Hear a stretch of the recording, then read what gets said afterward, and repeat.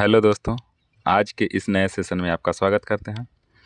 आज जो हम लोग पढ़ेंगे देखेंगे सेट नंबर एडिटोरिया का बिहार एसआई सेट नंबर 7 पे देखेंगे। इसमें आते हैं, देखते हैं। तो इसमें आते हैं क्वेश्चन नंबर 1 पर। तो देखते हैं, कौन सा राज्य अपने राज्य के इटालियन जल विद्युत परियोजना को स्थापित करने के प्रस्ताव को पारित किया है। तो यह जो किया है अरुणाचल प्रदेश द्वारा किया गया है। अरुणाचल प्रदेश दिबांग नदी पर बनाएगा और यह 3097 मेगावाट बिजली उत्पादित करेगा। अब क्वेश्चन नंबर 2 में आते हैं, भारत के रक्षा मंत्री श्री राजनाथ सिंह को किस देश ने तेजस नामक सफ़ेद घोड़ा उपहार में दिया है? तो यह जो दिया है मंगोलिया दिया है। इसका आंसर हो जाएगा मंगोलिया। मंगोलिया में के दौरा करने वाले प्रथम भारतीय रक्षा मंत्री है जो मंगोलिया गए हैं। अब क्वेश्चन नंबर 3 की तरफ आते हैं। क्वेश्चन नंबर 3, सर्किल नामक नई सुविधा देने वाला सोशल मीडिया प्लेटफॉर्म कौन है? सर्किल सुविधा देने वाला, तो यह जो है इसका आंसर हो जाएगा ट्विटर हो जाएगा। क्वेश्चन नंबर 4 में आता है, इलेक्ट्रॉनिक बैंक गारंटी की जारी करने वाला भारत का पहला बैंक कौन है? तो यह जो है इसका answer HDFC bank. HDFC bank की स्थापना 1994 ईस्वी में किया गया था। उसके बाद क्वेश्चन नंबर 5 में आता है, हाल ही के दिनों में चर्चा में रहा मून लाइटिंग शब्द का संबंध किस क्षेत्र से संबंधित है? यह जो है रोजगार क्षेत्र से संबंधित है। यह शब्द किस रोजगार क्षेत्र से संबंधित है? जो कोई भी कर्मचारी, एक कर्मचारी 2 कंपनियों में काम करेगा तो मून लाइटिंग किसके शब्द से नाम से जाना जाता है। उसके बाद क्वेश्चन नंबर 6 में आता है, एक्सरसाइज काकाडो 2022 का आयोजन किन 2 देशों के मध्य आयोजित किया गया है?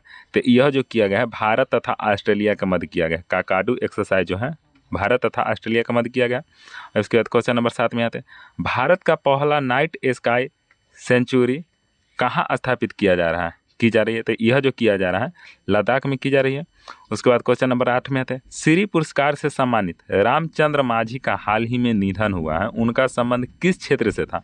तो वह जो थे लोक नृतक थे, लोक नृतक, यह भोजपुरी के लोक नृतक थे। अब उसके बाद क्वेश्चन नंबर 9 में आता है, हाल ही में अर्जुन अवार्ड जीतने वाले पहले भारतीय क्रिकेटर का निधन हो गया, उनका नाम क्या था? तो वह जो थे सलीम दुरानी थे, सलीम दुरानी थे। क्वेश्चन नंबर 10 में आते हैं, विश्व चैंपियनशिप में 2 पदक जीतने वाली पहली भारतीय महिला कौन बनी है? 2 पदक जीतने वाली पहली भारतीय महिला कौन बनी है? पहलवान जो है यह बबीता फोगाट बनी है। उसके बाद क्वेश्चन नंबर 11 में आते हैं, हाल ही के दिनों में चर्चा में रहा लेबर कप का संबंध किस खेल से संबंधित है? तो लेबर कप का संबंध जो है टेनिस खेल से संबंधित है। उसके बाद क्वेश्चन नंबर 20 में आते हैं, 20 में G20 2022 की अध्यक्षता किस देश ने किया था? G20 2022 की अध्यक्षता किस देश ने किया है? तो 2022 की अध्यक्षता जो किया था इंडोनेशिया ने किया था और 2023 की अध्यक्षता जो करेगा भारत करेगा। उसके बाद क्वेश्चन नंबर 13 में आते हैं, वर्ल्ड एयर क्वालिटी रिपोर्ट 2022 के अनुसार सबसे प्रदूषित देश कौन है? तो देश में, तो इसका आंसर हो जाएगा बांग्लादेश सबसे प्रदूषित देश है। और उसके बाद अगर राजधानी कहा था तो भारत की राजधानी नई दिल्ली जो सबसे प्रदूषित राजधानी हो जाएगा। 14 में आता है, बजट 2023-24 के अनुसार भारत श्री की स्थापना की घोषणा की गई है, इसका संबंध किस चीज से संबंधित है? तो यह प्राचीन शिलालेखों के डिजिटलीकरण से संबंधित है। उसके बाद क्वेश्चन नंबर 15 में आते हैं, बजट 2022-23 के में किए गए घोषणा के अनुसार 2030 तक का कितना गीगावाट सौर ऊर्जा का लक्ष्य प्राप्त करेगा? तो यह जो करेगा 280 गीगावाट का लक्ष्य प्राप्त करेगा। कर्नाटक सरकार ने किस तिथि को प्रेरणा दिवस के रूप में मनाने की घोषणा किया है?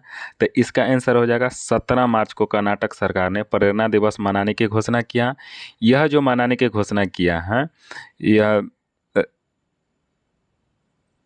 पुनीत राजकुमार की जन्म तिथि के रूप में मनाने की घोषणा किया है। अब क्वेश्चन नंबर 17 की तरफ आते हैं, भारत वन रिपोर्ट 2021 के अनुसार भारत का वन आवरण कितना प्रतिशत है? तो वन आवरण जो है 21.71% है, इसका आंसर हो जाएगा। अब वन में 17 गो राज्य में है जो 1/3% वन है 17 राज्यों में। उसके बाद क्वेश्चन नंबर 18 की तरफ आते हैं। 18 में 2022 में कितने समुद्री तट को ब्लू फ्लैग में शामिल किया गया है? ब्लू फ्लैग में जो है 2 गो और नया को शामिल किया गया है, टोटल हो गया 12 गो भारत के पास ब्लू फ्लैग मिल गया 12 क्षेत्रों को। अब क्वेश्चन नंबर 19 की तरफ आते हैं। 19 में जैव विविधता के संरक्षण से संबंधित समझौता भारत तथा किन देश के मध्य हुआ है? यह जो है किन देशों के मध्य हुआ है? तो यह हुआ है भारत तथा नेपाल के मध्य यह समझौता हुआ। भारत नेपाल के साथ समझौता किया है। अब क्वेश्चन नंबर 20 में आता है, भारत के नए महालेखा नियंत्रक की नियुक्ति किया गया है। तो इसका आंसर हो जाएगा भारती दास। अब भारत के नियंत्रक एवं महालेखा परीक्षक कौन है? तो यह जो है गिरीश चंद्र मुर्मू हैं, और ये जो बने हैं 27वें महालेखा नियंत्रक बने हैं। और उसके बाद क्वेश्चन नंबर 21 की तरफ आते हैं, मुलायम सिंह यादव के संबंध में कौन सा कथन गलत है? मुलायम सिंह जो उत्तर प्रदेश के मुख्यमंत्री थे, वे 3 बार उत्तर प्रदेश के मुख्यमंत्री बने हैं, ये सही है। वे 1 बार देश के रक्षा मंत्री भी बने, ये भी सही है। वे 8 बार विधायक बने थे, ये भी सही है। इनके संबंध में जो है, इनका जन्म उत्तर प्रदेश के गोरखपुर जिले में नहीं हुआ था, इनका जन्म जो हुआ था इटावा में हुआ था। उसके बाद क्वेश्चन नंबर 22 की तरफ आते हैं, हाल ही में पटना हाई कोर्ट का मुख्य न्यायाधीश कौन बने हैं? तो इसका आंसर हो जाएगा के विनोद चंद्रन बने हैं। के विनोद चंद्रन पटना हाई कोर्ट के मुख्य न्यायाधीश बने हैं। उसके बाद क्वेश्चन नंबर 23 की तरफ आते हैं, मैथिली भाषा के लिए साहित्य अकादमी पुरस्कार 2022 से किसे सम्मानित किया गया है? तो यह जो है किसे सम्मानित किया गया? यह अजीत आज़ाद को सम्मानित किया गया है। इसका आंसर हो जाएगा अजीत आज़ाद हो जाएगा। अब क्वेश्चन नंबर 25 की तरफ आते हैं। क्वेश्चन नंबर 24 की तरफ आते हैं, 95वां ऑस्कर पुरस्कार के तहत सर्वश्रेष्ठ अभिनेता का अवार्ड किसने जीता है? सर्वश्रेष्ठ अभिनेता का अवार्ड जो जीता है ब्रेंडन फ्रेजर ने जीता है। उसके बाद क्वेश्चन नंबर 25 की तरफ आते हैं, साहित्य के क्षेत्र में किसे नोबेल पुरस्कार 2022 से सम्मानित किया गया है? साहित्य के क्षेत्र में 2022 में नोबेल पुरस्कार किसे दिया गया था? यह एनी एर्नोक्स को दिया गया है। इसका आंसर हो जाएगा ऑप्शन नंबर ए, एनी एर्नोक्स को दिया गया है। उसके बाद क्वेश्चन नंबर 26 की तरफ आते हैं। 26 में पैडा पद्धति क्या है? पैडा पद्धति झूम की कृषि। पैडा पद्धति झूम की कृषि क्या है? झूम की कृषि यह जंगल काटकर सूखने के छोड़ देना और 2-3 साल के लिए, और उसके बाद फिर से उपजाना।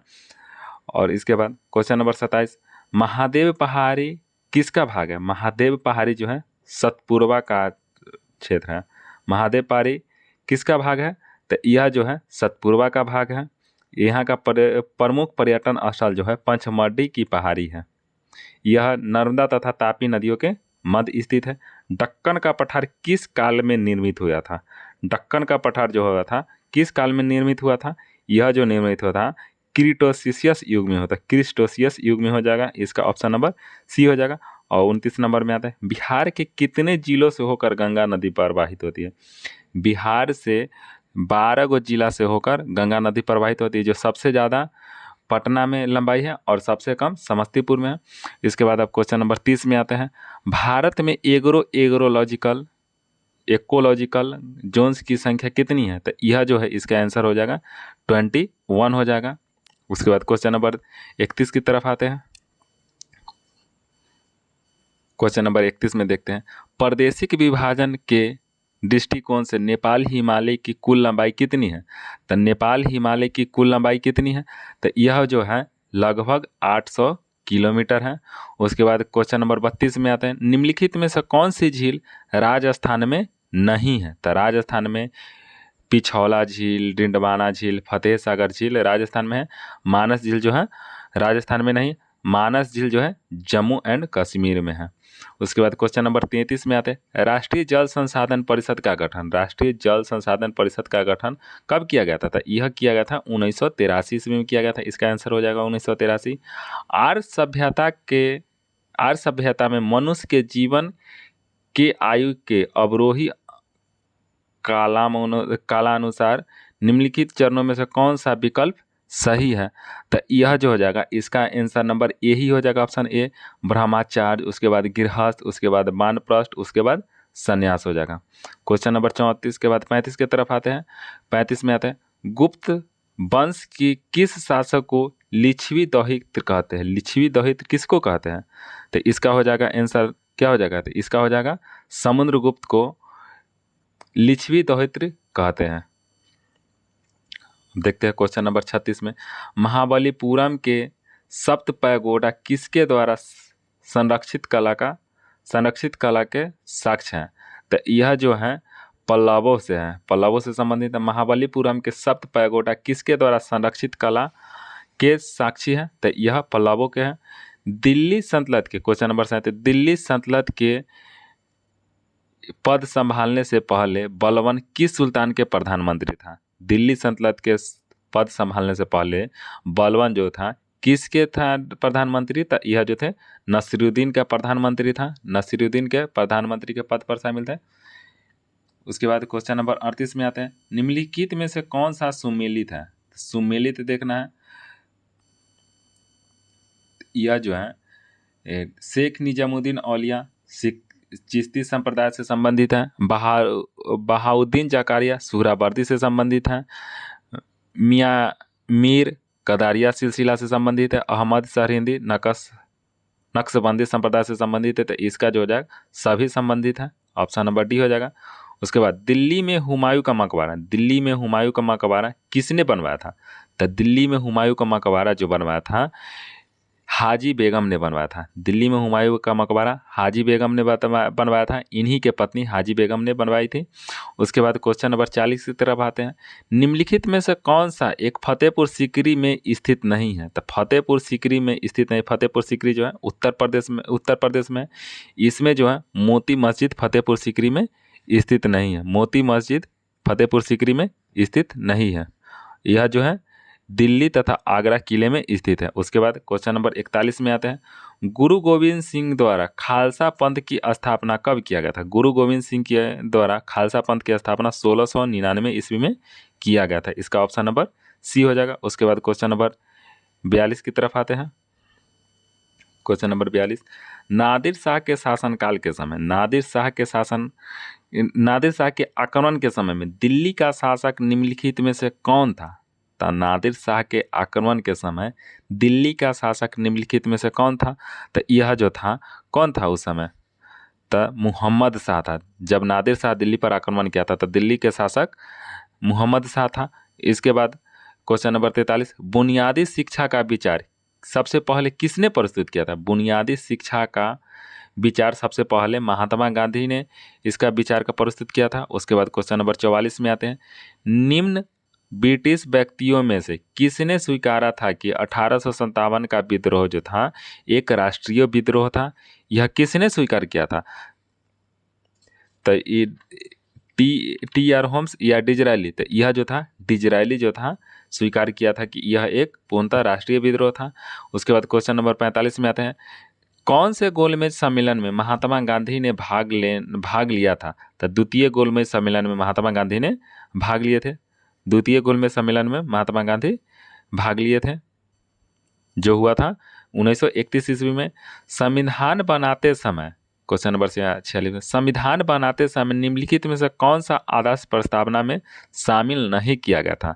तो यह कौन सा वाक्य शामिल नहीं किया गया था? तो समाजवादी मूल संविधान में नहीं था, इसे बाद में जोड़ा गया था। उसके बाद क्वेश्चन नंबर 47 में, संपत्ति के अधिकार को मौलिक अधिकार के सूची से किसे के शासनकाल के दौरान हटाया गया था? संपत्ति का अधिकार एक वैधानिक अधिकार है, अनुच्छेद 300 के क में शामिल किया गया है। तो यह जो था मोरारजी देसाई के सरकार में यह हटाया गया था, मोरारजी देसाई थे उस समय। उसके बाद क्वेश्चन नंबर 48 में, पहले वित्त आयोग का गठन किस वर्ष किया गया था? पहले वित्त आयोग का गठन जो किया गया था 1951 ईस्वी में किया गया था। पहला वित्त आयोग 1951 में, राष्ट्रपति 1952 से 57 के अवधि के लिए नियुक्त किया गया था और इसकी अध्यक्षता जो किए थे केसी नियोगी ने किए थे। पहला वित्त आयोग का गठन 1951 में किया गया था, इसका कार्यकाल 52 से 57 तक था। केसी नियोगी इसके अध्यक्ष थे। उसके बाद क्वेश्चन नंबर 49 में आता है, भारत के राष्ट्रपति के पास आपात का अधिकार है। तब भारत में आपात जो होता है 3 प्रकार के आपात होता है।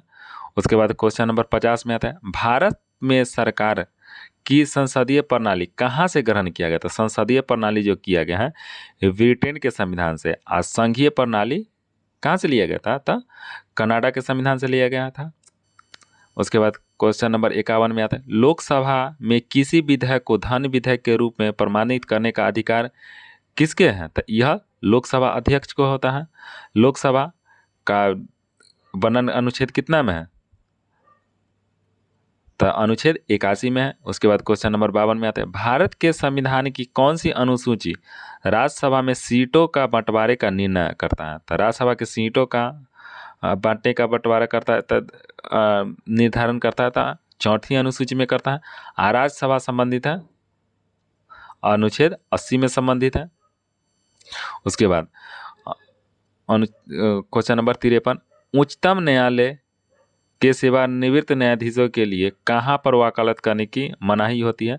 तो उच्चतम न्यायालय के सेवानिवृत्त जो न्यायाधीश होते हैं वे कहीं भी या किसी भी सदन में यह नहीं कर सकते हैं न्याय।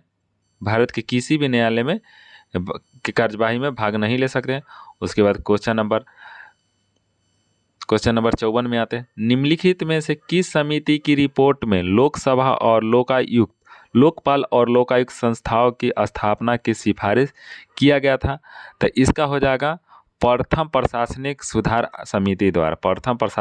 समिति द्वारा इसकी नियुक्ति के लिए संस्थाओं का स्थापना किया गया था। उसके बाद क्वेश्चन नंबर 55 में आता है, भारतीय संविधान के किस अनुच्छेद में मुख्यमंत्री के कार्यों को परिभाषित किया गया है? मुख्यमंत्री के कार्यों को परिभाषित किया गया अनुच्छेद 167 में किया गया। इसका आंसर हो जाएगा सी। उसके बाद क्वेश्चन नंबर 56 में आते हैं, मोहिनी अट्टम नृत्य किस विकास निम्नलिखित में से मूलतः किस राज्य में हुआ था? मोहिनी अट्टम जो है केरल राज्य में हुआ था। उसके बाद क्वेश्चन नंबर 57 में आते हैं, पोत निर्माण यार्ड मझगांव डाक शिप यार्ड कहाँ स्थित है? तो यह जो है महाराष्ट्र में स्थित है, उसके बाद क्वेश्चन नंबर में 58 में आते हैं, केंद्रीय खाद्य प्रौद्योगिकी और अनुसंधान संस्थान कहाँ पर स्थित है? केंद्रीय खाद्य प्रौद्योगिकी और अनुसंधान संस्थान कहाँ स्थित है? तो यह मैसूर में स्थित है। उसके बाद क्वेश्चन नंबर 59 में आते हैं, केंद्रीय मृदा संरक्षण बोर्ड का गठन किस वर्ष किया गया था? केंद्रीय मृदा संरक्षण बोर्ड का गठन किस वर्ष किया गया था? तो यह जो किया गया था 1953 में, इसका आंसर हो जाएगा 1953 ईस्वी में किया गया था। उसके बाद देखते हैं क्वेश्चन नंबर 60, निम्नलिखित में से किस देश के संसद का नाम राष्ट्रीय पंचायत है? तो राष्ट्रीय पंचायत इसका आंसर हो जाएगा नेपाल के संसद का नाम राष्ट्रीय पंचायत है। और भूटान का तोसुंग है, मजलिस मालदीव का मजलिस है, और मलेशिया का जो है दीवान नियाग्रा है। उसके बाद क्वेश्चन नंबर 61 में आते हैं। क्वेश्चन नंबर 61, कार्टाजेना प्रोटोकॉल का संबंध किस क्षेत्र से संबंधित है? तो यह जो है जैव सुरक्षा समझौते से संबंधित है। उसके बाद क्वेश्चन नंबर 62 में आते हैं, गैस जो धान के खेत में उत्सर्जित होती है तथा भूमि के तापमान में वृद्धि करती है, वह जो है क्या होता है? तो यह इसका आंसर हो जाएगा मीथेन होता है। धान के खेत में सबसे ज़्यादा मीथेन पाया जाता है।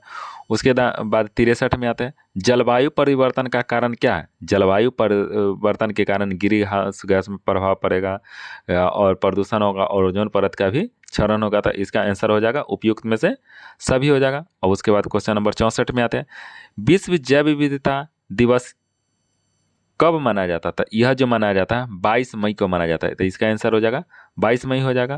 क्वेश्चन नंबर 65 में आते हैं। 65 क्या कहा, निम्नलिखित राज्यों में से किसने भारत की सबसे बड़ी अंतर्देशीय लवणीय आर्द्र भूमि है? अंतर्देशीय लवण भूमि है तो सबसे ज़्यादा जो है गुजरात में, सबसे ज़्यादा गुजरात में। क्वेश्चन नंबर 66 की तरफ आते हैं। क्वेश्चन नंबर 66 में देखते हैं, 66, निम्नलिखित में से किस राशि के लिए कोई मात्रक नहीं होता है? किसके लिए कोई मात्रक नहीं होता है?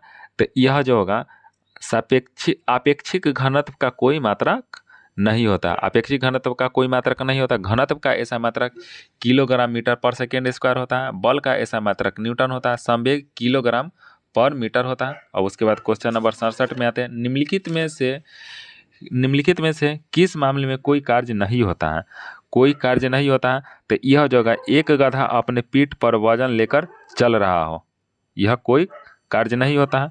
और उसके बाद क्वेश्चन नंबर 68 में आते हैं, किसी संकुचित स्प्रिंग में समांतर लंबाई की स्प्रिंग से अधिक ऊर्जा होती है क्योंकि स्प्रिंग संकुचित होने के कारण इसमें निम्नलिखित में से कौन सी ऊर्जा निहित होती है?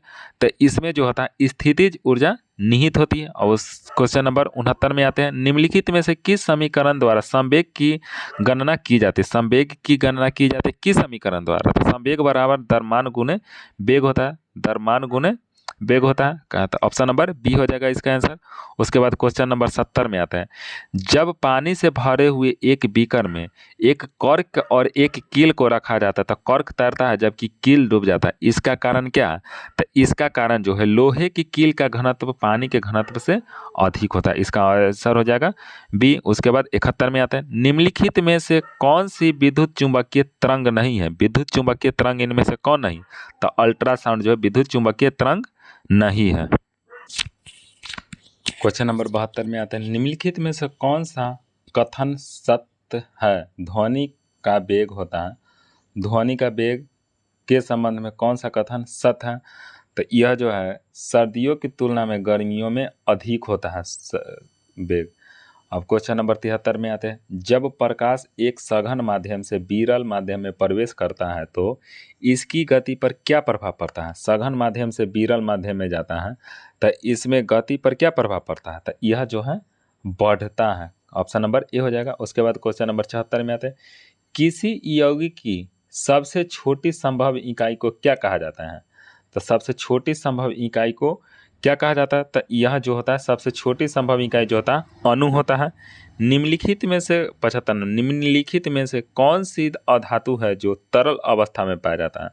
अधातु और तरल अवस्था में पाया जाता है, यह जो है ब्रोमीन है जो कमरे के तापमान पर तरल अवस्था में पाया जाता है। उसके बाद 76 में आते हैं, क्वेश्चन नंबर 76 में आते हैं,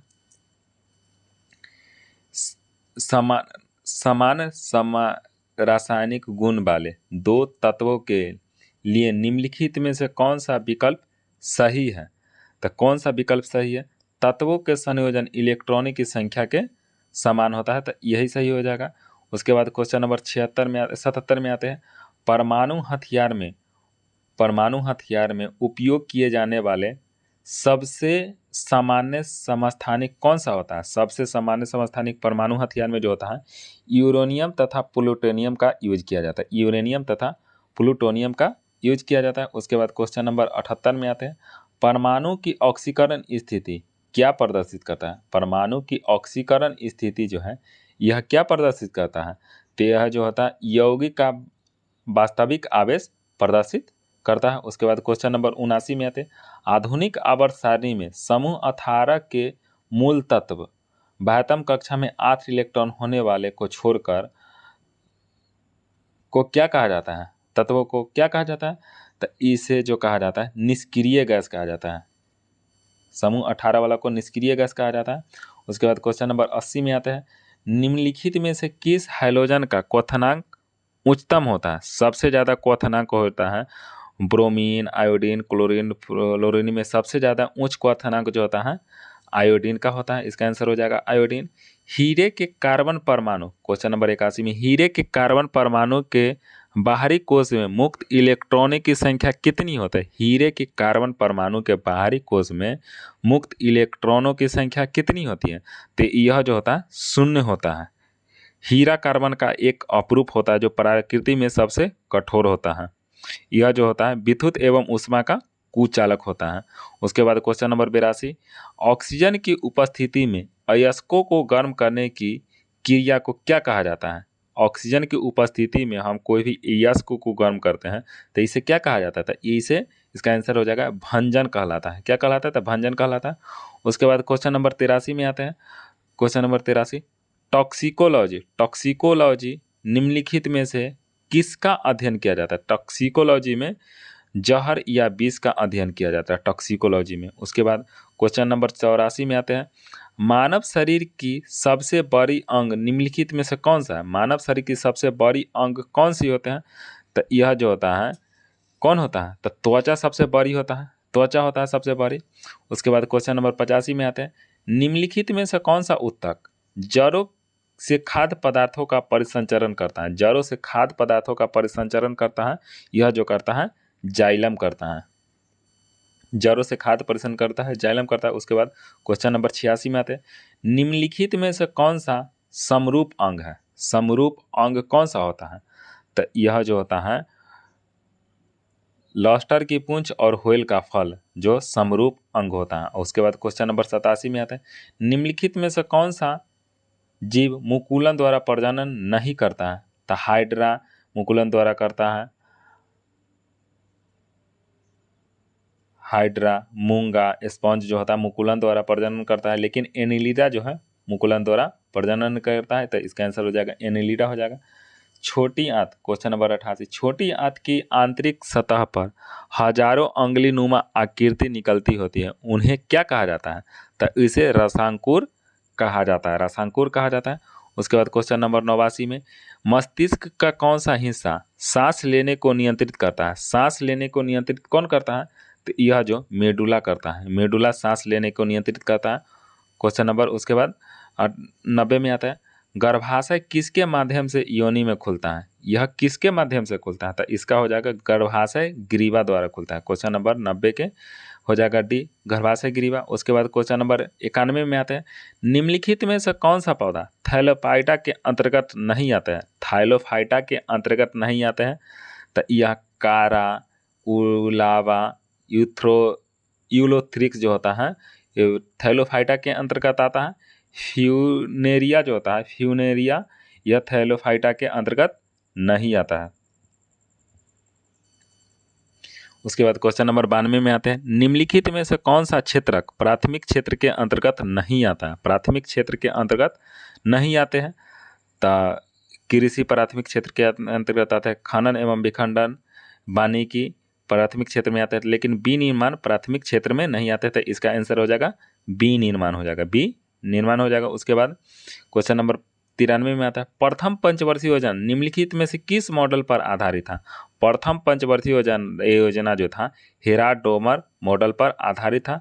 उसके बाद क्वेश्चन नंबर 94 में आते हैं, क्वेश्चन नंबर 94 देखते हैं। तो क्वेश्चन नंबर 94, मिशन इंद्रधनुष की शुरुआत, मिशन इंद्रधनुष की शुरुआत कब किया गया था? इसका जो शुरुआत किया गया था दिसंबर 2014 ईस्वी में ही इसकी शुरुआत किया गया था। 25 दिसंबर 2014 को हुआ था। इसका उद्देश्य जो था सभी बच्चों को टीकाकरण में लाना था जो पूर्व या आंशिक रूप से 7 बीमारियों के विरुद्ध टीका नहीं लगवाया था।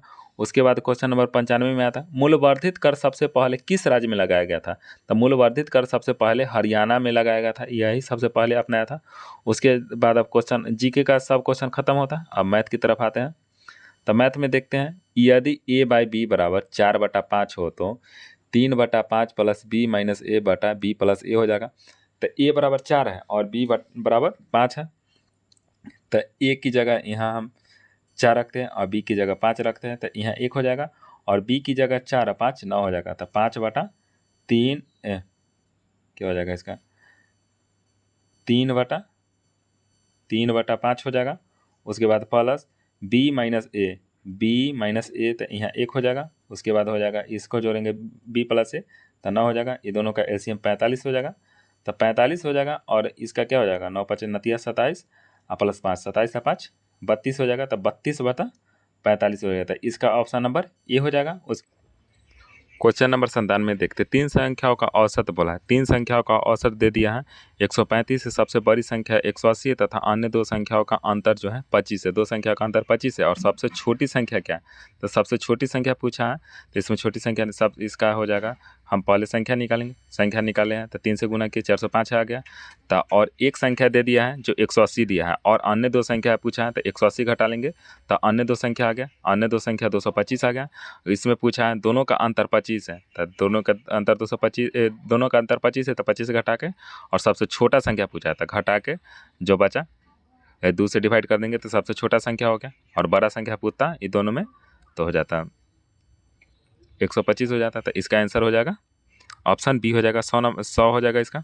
अब क्वेश्चन नंबर 98 में आते हैं, 10 साल पहले बी की उम्र सी की उम्र की 10 गुना थी, उसके वर्तमान उम्र का अनुपात 4:1 है। तो बी की वर्तमान उम्र पूछा है, तो बी के वर्तमान उम्र पूछा है। तो इसमें देखिए बी के वर्तमान उम्र पूछा है 10 साल पहले का, तो यह जो है वर्तमान उम्र पूछा है, तो यह क्या हो जाएगा बी माइनस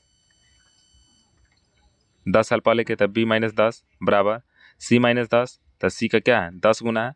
तो इसे करते हैं तो यहाँ ये आ जाएगा, इसमें सी से 10 से गुना किए तो 10c इंटू 100, तो बी माइनस 10 10 को उधर ले जाएंगे, -90 प्लस 90 इधर माइनस है तो उधर प्लस जाएगा चल जाएगा, तो -90 आ गया, इक्वेशन फर्स्ट आ गया।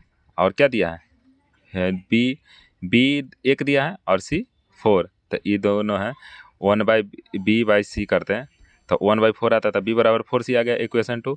तब हम इक्वेशन फर्स्ट में इक्वेशन सेकेंड को रखते हैं, तब b के जगह 4c रखते हैं, -10c इक्वल टू -90, तो c बराबर 15 आ गया। तो c बराबर 15 आ गया, तो c बराबर आ गया, तो हम ऑप्शन इक्वेशन सेकेंड में c का दिया है तो c में रख देते हैं, तो यह 15 चक्का 60 हो गया। तो इसका जो है वर्तमान उम्र 60 वर्ष हो जाएगा।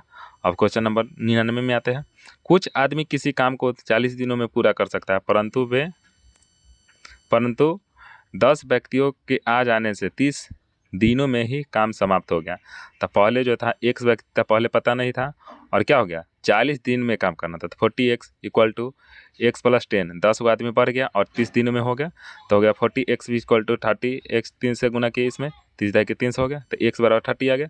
तो x बराबर 30, तो यही जो है पहले आदमी 30 को था, इसका आंसर हो जाएगा ऑप्शन नंबर बी 30 हो जाएगा। उसके बाद क्वेश्चन नंबर 100 देखते हैं। 1 रुपये के 3 टॉफी के हिसाब से खरीदी जाती है और 50% लाभ प्राप्त करने के लिए उन्हें 1 रुपये में कितनी टॉफ़ी बेचनी होगी।